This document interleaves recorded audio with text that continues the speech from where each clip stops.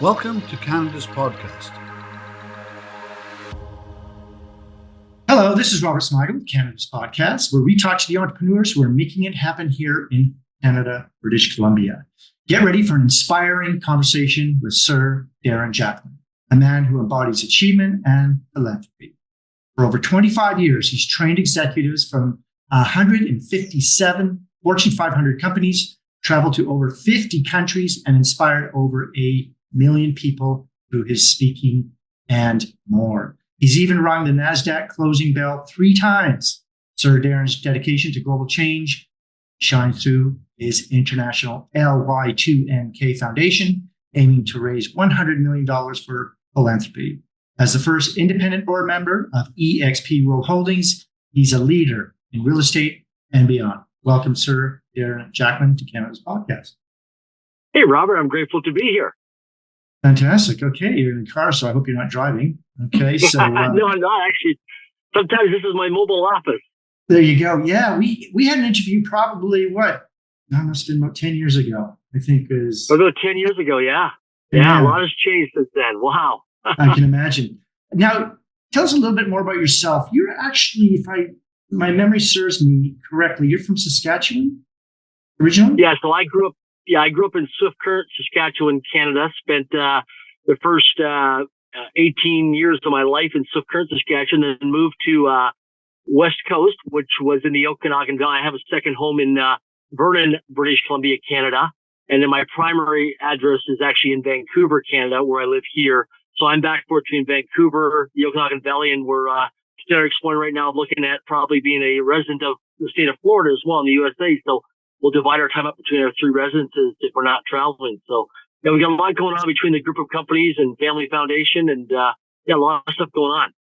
Okay, so obviously you probably had a normal job so down in your career. So what inspired you or motivated you to be an entrepreneur and take on the risk?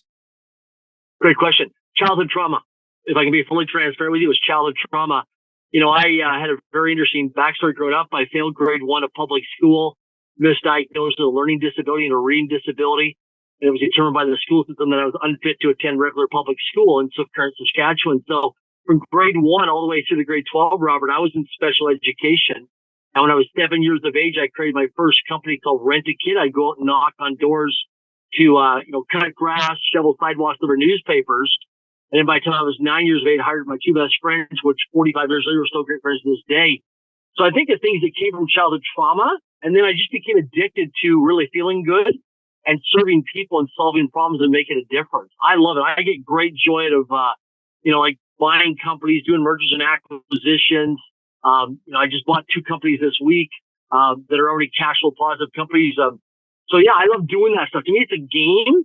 I sucked at school. I never went to college, university, but I can build a multi-million-dollar company with the right team of people and stuff. And so I love business. To me, it's a sport because in school, I was a kid who was always picked last on any sports team.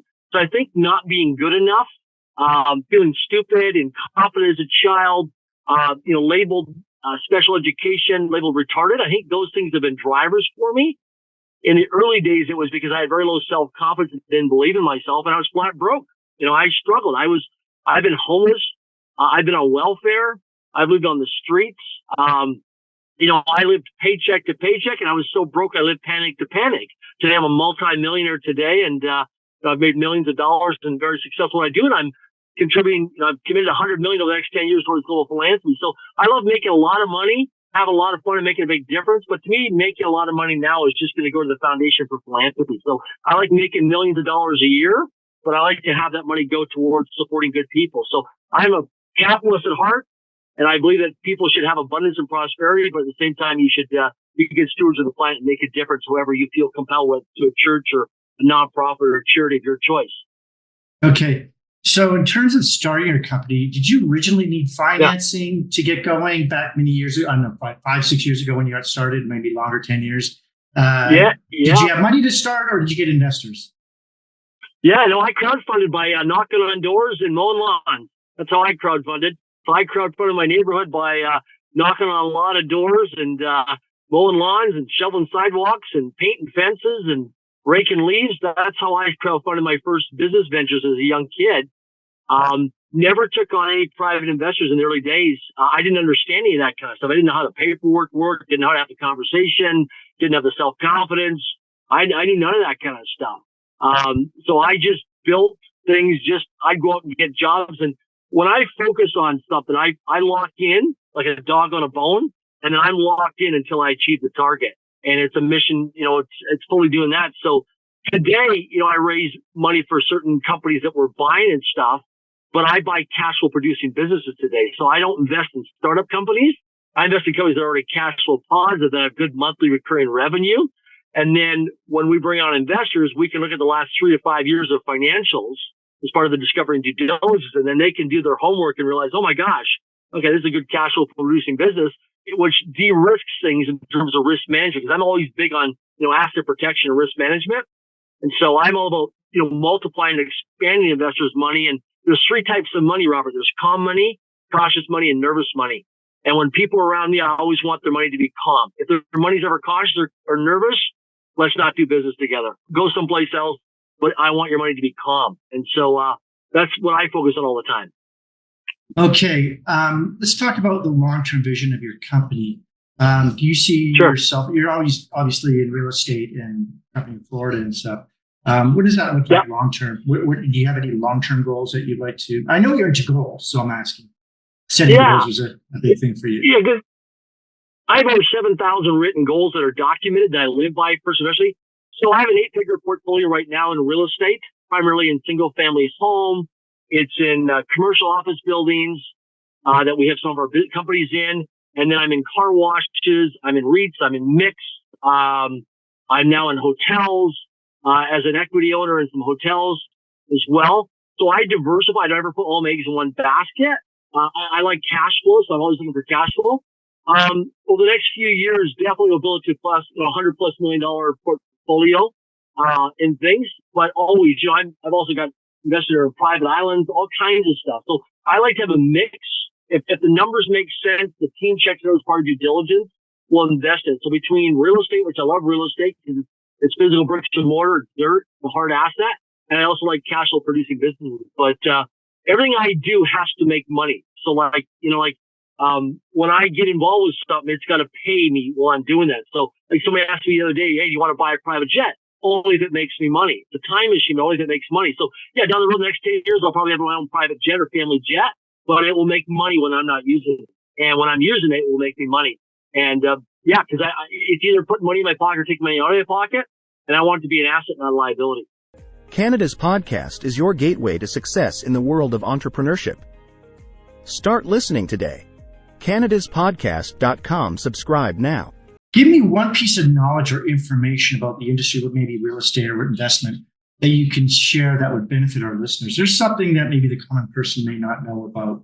Sure. Some of the stuff that you read. So in life, absolutely. In life, it's all about your integrity, right? Without integrity, nothing works. And when I was in my 20s, I lied, I exaggerated, I embellished. I was, unethical, not trustworthy as a person. And my life got exposed because in life, time will either promote you or time will expose you. And I was just surviving, broke financially, exaggerating things, embellishing things. So what I learned was through tough lessons in life, being sued, being audited, having collection agencies, creditors owe money, having to go to court a few different times in my 20s. I'm in my 50s now. So it was 30 years ago. So without integrity, nothing works. And here's something to always remember. In life, time will either promote you or time will expose you. It's just a matter of time. And so if you're somebody who is a bad character, it's just a matter of time before you get exposed. I got exposed in my life 4 years ago when I was fat and statistically obese and overweight. I got exposed because I never took care of my health. Some of the greatest statistics in my life. When I was 38 years of age, flat broke, living panic to panic, and I confronted myself because I was sick and tired of being sick and tired of broke. That was a turning point in my life to get my money right. And so when I look at it, no matter what you do in your life, time will either promote you or time will expose you. It's just a matter of time. So if you're developing good habits and daily routines and a great strong calendar, you live by that, you'll get promoted over time. If you have good money habits and money management skills, you'll get promoted in chief financial studies. If you've got good relationship skills, that will get promoted over time. So it's very important to either look at time will either promote you or time will expose you. It's just a matter of time. Okay, let's talk a little bit about where you live, Vancouver and British Columbia. What are the biggest benefits for you being an entrepreneur in BC? I want you to give me some of the good points about being a business person in Vancouver, but also some of the challenges you've encountered along the way being in British Columbia. Yeah. So number one is the financial cost of living is extremely high to live in Vancouver, right? Like, it's, you're $1 million plus to get a home, a decent home. I live in a very wealthy or affluent neighborhood that, are multi-million-dollar properties. My garage is worth more than most people's homes. And I don't use it that often. So that's one of the drawbacks of living in Vancouver is the cost of living. Another thing is it's very cliquey. It's not what you know, it's who you know living in Vancouver. So if you're somebody moving new to Vancouver, it's hard to get established because people are skeptical of you. They don't know how you're making money, where your money's coming from. Is it money laundered money? Is it dirty money? Is it organized crime money? Because money comes in all different shades of green. And that's a big thing because there's a lot of dirty money in the Vancouver marketplace. There's a lot of criminal activity here. And so you got to do your research and do your due diligence. And there's a lot of bad actors. So make sure you know which color shade of money you're dealing with when you're in the Vancouver marketplace because it might be dirty money. Okay. So that's one of the drawbacks. Other thing is lifestyle. I live here because of quality of life, of lifestyle, the air quality.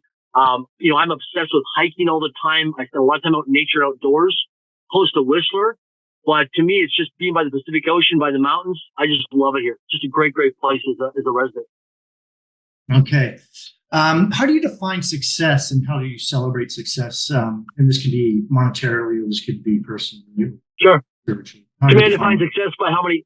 Yeah, I define success by how many options you got. To me, it's all about options. So whenever something happens in my life, what are my options? And so if you make more money, what does it give you as options? Different quality of food, healthcare. You go to concerts. You can fly business class, first class, or private. So to me, it's all about options and choices in life. And to me, what motivates me most, not making money, is freedom. I like to go to bed when I'm tired. I like to wake up when I'm done sleeping. I like to do that consistently in my life. But I like to call the shots and live life on my own terms. And I don't like being told what to do. I'm a terrible employee. Terrible. I wouldn't last 4 hours. So are you officially unemployable? I am 100%. Yeah, I'm a terrible employee. Yeah, I get fired in the first 4 hours because I just don't like following other people's orders. I will play by the rules when it comes to government rules because of structure. I know we need structure and systems and process. I'm totally with that and compliant. But I also hire very smart people to understand those rules and play by those rules. So when it comes to bookkeeping, accounting, tax planning, I have people who have a seat at my table that are very educated people who that's what they do to study that stuff and be meticulous in terms of accurate information. So it's very important. Okay. Let's talk about your routines. I know that routines are important to you, physical fitness, you're a climber, et cetera. What routines have you put into place on a daily basis that you find that helps you, habits, things like that, routines? Great question. So in the last 4 years, what's changed my life is health, fitness, and nutrition. So exercise every day. So do 100 push-ups every day. I be doing hiking and gym. It's 4 hours a day. Now, some people can't do that. I started with 15 minutes, 4 hours. 4 hours. You're doing 4 hours a day? 4 hours every day. 4 hours every day. Yeah, I started 4 years ago with 15 minutes, and that was a stretch goal for me. But today I spend 4 hours a day, every single day, in health fitness training. Every day, 4 hours a day. I hike on average. I average about 100 kilometers, 60 miles a week of hiking. I was hiking this morning at 5:30 a.m. this morning, and I'll be hiking again early tomorrow morning. I'll do 10 to 15, 18 kilometers a day of hiking every day. Are you doing the gross grind? I do. I will be. I'll be doing it next week. I didn't do it this morning. I was in the North Shore Mountains here in Vancouver. But I have different trails that I do. I have a hiking group, and as part of our foundation, Link Foundation, building 100 schools around the world, we have hikingfundraiser.com where people take a hike and build a school. So I bring people out rather than me having breakfasts, lunches, and dinners with people. I take them on a hike and we raise money through the hiking registration process. And then we build a school by bringing them out to have things. So it's part of a legacy. So people come out to me in a group of hikers. We raise money through the hiking registration and corporate sponsorship. That money gets collected through Link Foundation. And then we build a school. So our next schools we're building right now are over in Honduras in Central America. We already started in West Africa. Now we're in Central America building. So that's rewarding because it helps you with their mental health. Have you ever run into Chip Wilson on Yes. Cross Grind? Yeah, multiple times. And in fact, I was just at Sarah McLachlan's concert last night here in Vancouver. She had a sold out concert, and I've hiked with Sarah a few different times. I've met Chip Wilson multiple times. I meet a lot of celebrities here in Vancouver, and when I'm hiking down in California, you'd be amazed at how many professional athletes and celebrities actually hike. You'd be amazed. And do how the ghost easy it is to grind. approach people. Yeah. And do the ghost grind in North Vancouver, absolutely. Okay, let's have some fun questions for you, and kind of get Sure. away from all the business talk.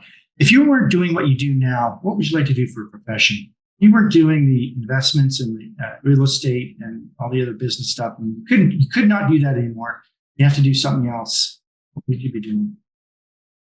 I would say I probably one is I love to guest speak. So I'd be training people on how to, what I've done in my life, how to live an extraordinary life. So I just give them ideas and kind of like a buffet, and they get the chance to pick and choose what they want from that buffet.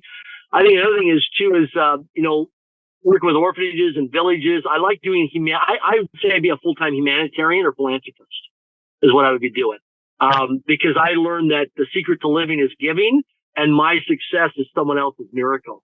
So the more I can be of service and generosity and love and contribution, the more I can enrich people's lives. And I get great joy and fulfillment out of that. Okay, what 2 words would you use to describe yourself and why?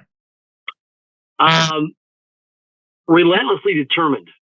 I'm unstoppable when it comes to setting a goal or target. Last year I had an impossible goal of climbing Mount Kilimanjaro in Tanzania, East Africa. That's like you saying to me, hey, let's go to the Calgary Stampede and ride a bull together.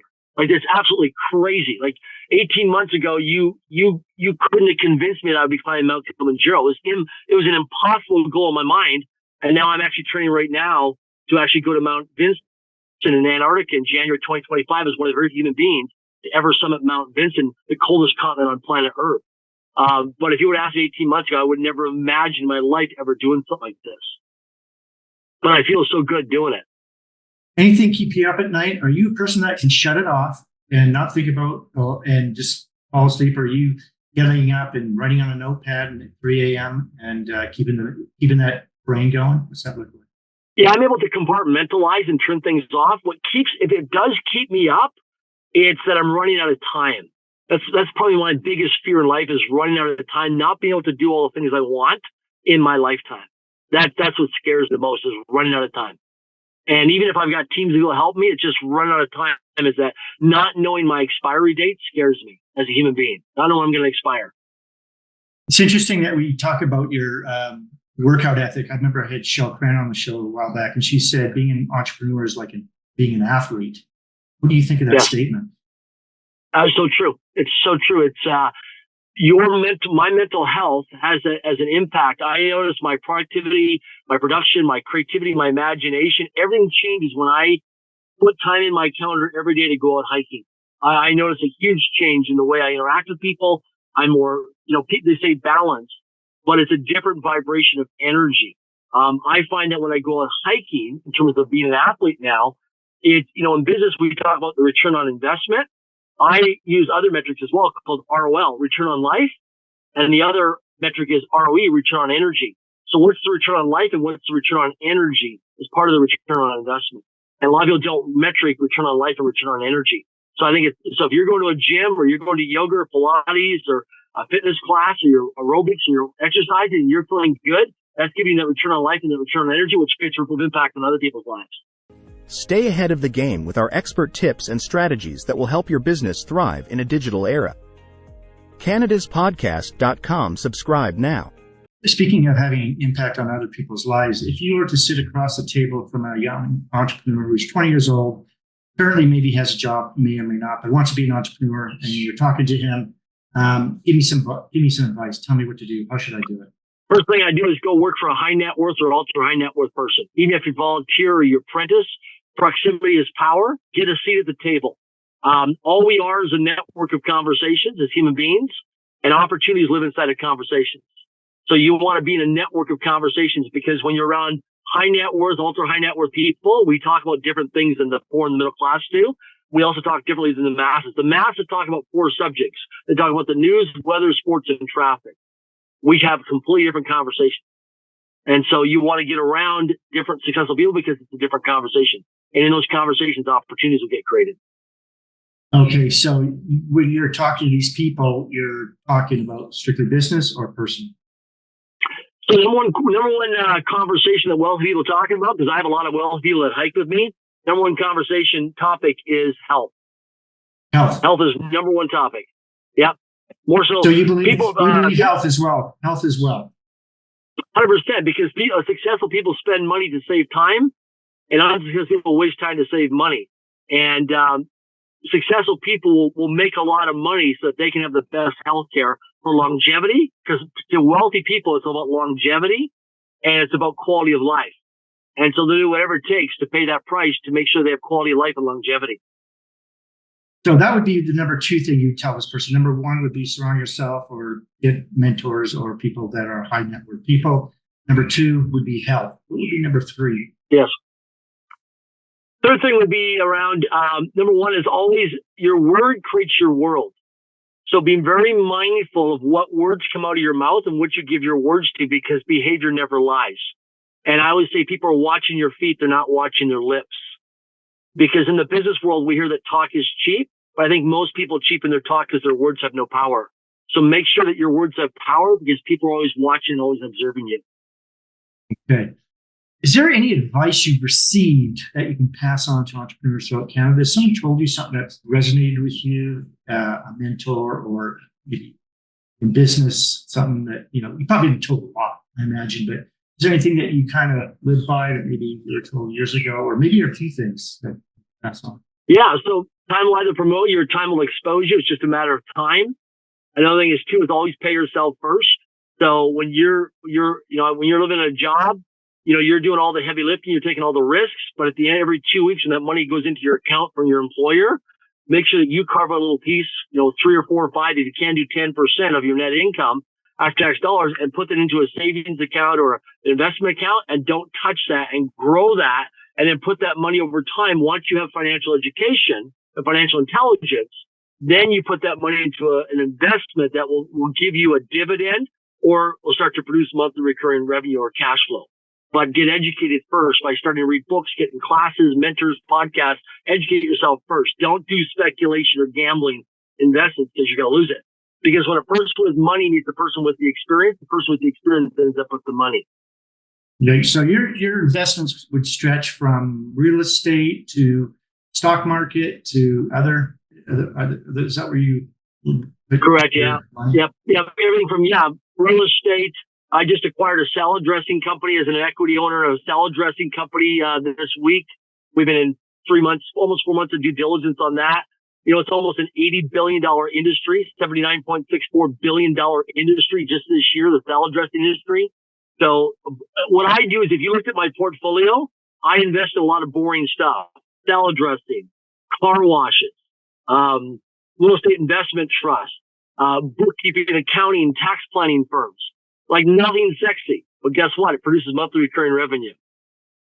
Right. So when you're looking at investing into a company, how much weight goes to the financial and the books, and how much weight do you put on the individual that you're staring at across the desk, if this guy can pull it off? So the numbers tell a story. So if you can get that's why I don't do startup companies, because I look to have 3 to 5 years of financials that my team and I will go through as part of the discovery and due diligence, because we're looking at the report card, the financial report card, because the numbers tell us the story, right, of the last 3 to 5 years of the history and the experience of that person and that company. So I look at the story of what the financials tell me, but I also want to know who's that person's team, and also who is that person's advisors. Who does that person hang out with? Who are they spending time with? Who's in their inner circle? Who's got a seat at their table? What books are they reading? What podcasts are they listening to? What seminars, workshops are they invested into? When they go for travel, what are they doing? When they're on an airplane, are they watching movies, or are they listening to podcasts? Are they reading books, or are they journaling? Okay. So I look at all that stuff. To me, formal education is great. Are you saying you're a private investigator at times? Absolutely. I'm sure. Yeah. Yeah, absolutely. And I'll share with you in regards to due diligence. I have primarily in my group of companies today, my employees and my core executive team is women, because women have intuition, and women are very, very powerful in the workplace. I don't care what anybody can say. Listen, I tripled my financial net worth. Numbers don't lie. I've tripled financial net worth the last decade because of hiring a lot of women. Tripled it. Because women have an intuition. Women they know how to build community and culture. They ask a lot more questions and do a deeper dive of due diligence. And when a woman senses that you're lying to her or embellishing or exaggerating, man, they can pick up on that. So I always ask the women in my teams, when we're in discovering due diligence, is your intuition calm? Step number 1, is it calm? Green light. Step number 2, is it cautious? Yellow light. And step number 3, is it nervous? So are you calm, cautious, or nervous? What's your intuition tell you? Calm, cautious, or nervous? And I do a group check-in with my team. And I'm like, ladies, okay, calm, cautious, or nervous?